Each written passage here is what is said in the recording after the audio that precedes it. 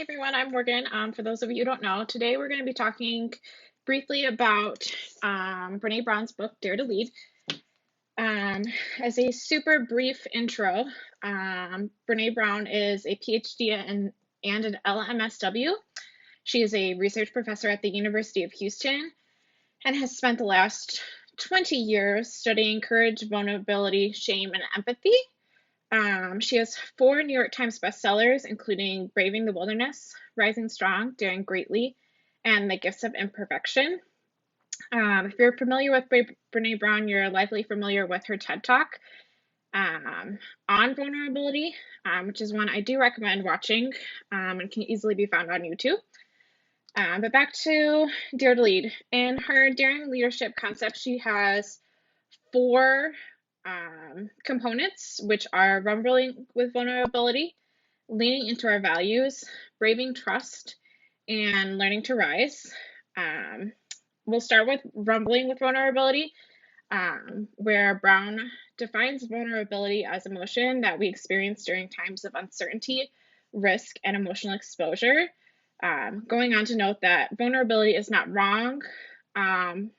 It's not winning or losing. It's rather the courage to show up when you can't control the outcome, which when it comes to leadership in the librarianship field and really any other field, you're really not going to be able to control the outcomes for everything that you partake in.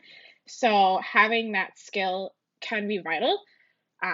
When it comes to vulnerability, she talks about the 6 myths that come with vulnerability and how that can impact us.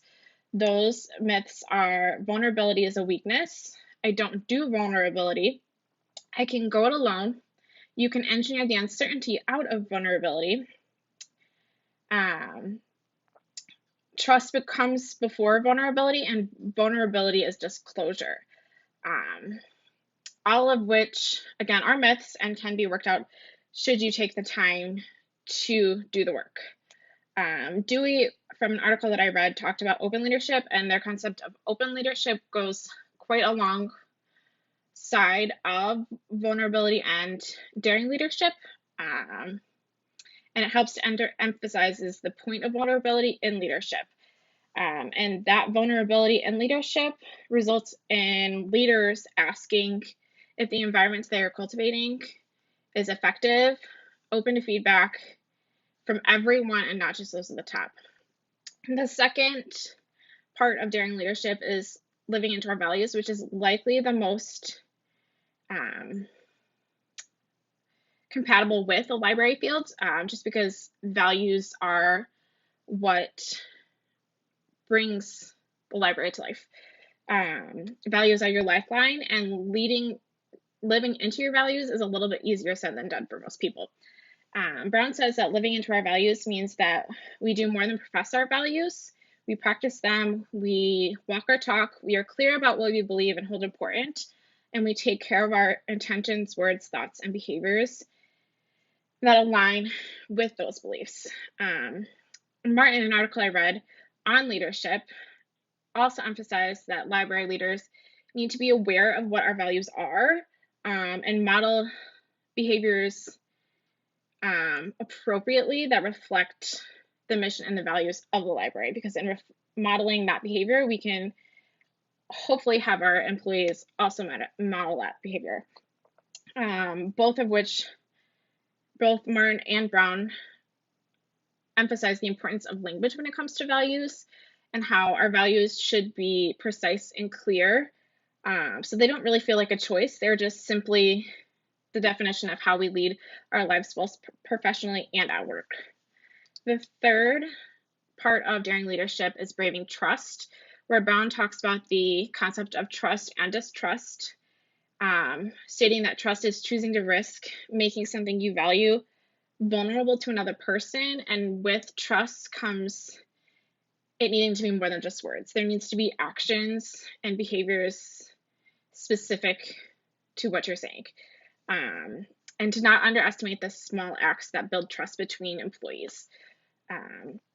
She talked about behaviors that make up the anatomy of trust, known as braving, and those are boundaries, reliability, accountability, vault, integrity, non-judgment, and generosity. And that, again, is something that can be exceedingly useful in the library field, because really boundaries, being reliable, being accountable for your actions, showing integrity, and cultivating a space that's non-judgmental and is generous and gives people the benefit of the doubt will lead to an environment and space for employees and patrons or students that is a space that's welcoming and that people want to come back to, rather than something that's toxic and unused because of that toxicity. Her final concept in Daring Leadership is learning to rise. And really, learning to rise is the notion that we can get up from our falls and overcome our mistakes. And we can do so while learning. We are able to step outside our perspectives and assume the perspective of another, which again, in leadership, library, and otherwise, is useful, because if you're able to take a step back and own your stuff and then be able to look at the perspective of another, can get you a long way.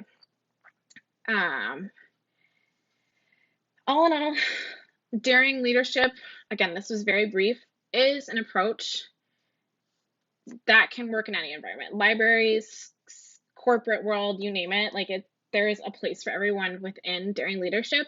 And it's an approach that, while reading a 200-page book may seem heavy and like a lot of information all at once, it really is something that has something for everyone and can make your work environment the best place it can be.